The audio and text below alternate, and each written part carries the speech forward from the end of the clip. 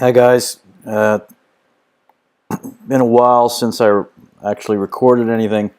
I've been quite busy lately. If you hear fans going on in the background, that happens to be the crypto miner that I just built, so I've been devoting a little bit of time to that. I'm into mining Ether, but that's another story. Anyways, as far as the trades that I took lately, I took a Euro Cad trade on September 29th. That was Friday, I believe. And you can see here that I played it long. I based it on the fact that the GDP came out for the Canadian dollar weak. You can see here came out a little bit less than expected. And compounded with the fact that the chairperson of the Bank of Canada, Central Bank of Canada, Governor Pelosi, had stated some negative comments previously.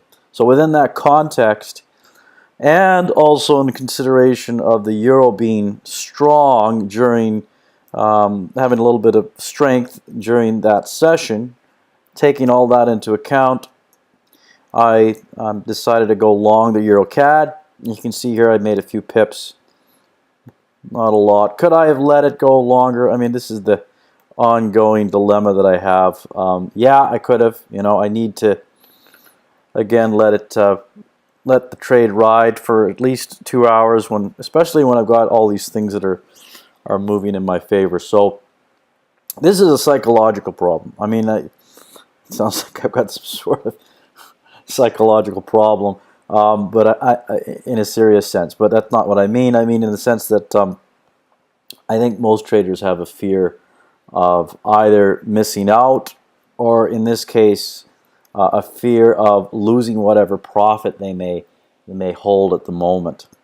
So I've got to address that. It's a little bit more, I think, difficult to contend with than I initially thought. But anyways, I made some pips there. I also shorted the euro US dollar. This was based on the fact that the American dollar in general was gaining strength at the time, but more importantly the euro was weakening, and this had to do with let's take a look here. Let's see. Okay, Spain sends an army to Catalonia.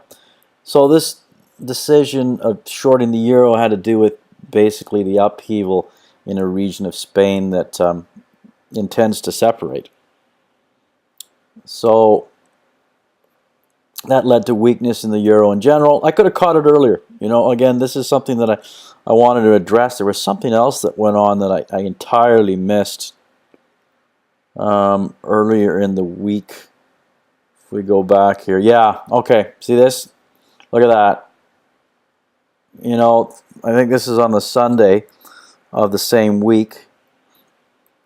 And, you know, I had ideas about getting in and shorting the euro at this point. And this all had to do with the fact that there was some upheaval due to the German elections.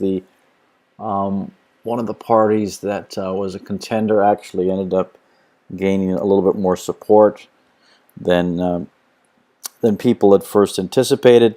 And I guess that obviously that would cause a little bit of uncertainty, and so this went on. This sentiment lasted for several days. It wasn't just a one-day. It wasn't just a one-day thing. It continued onwards for several days. So where are we here? See, this is what happens when you play with this dumb thing. Anyways, I don't want to bore you with all the details, but you understand now. I could have taken just a small little trade here.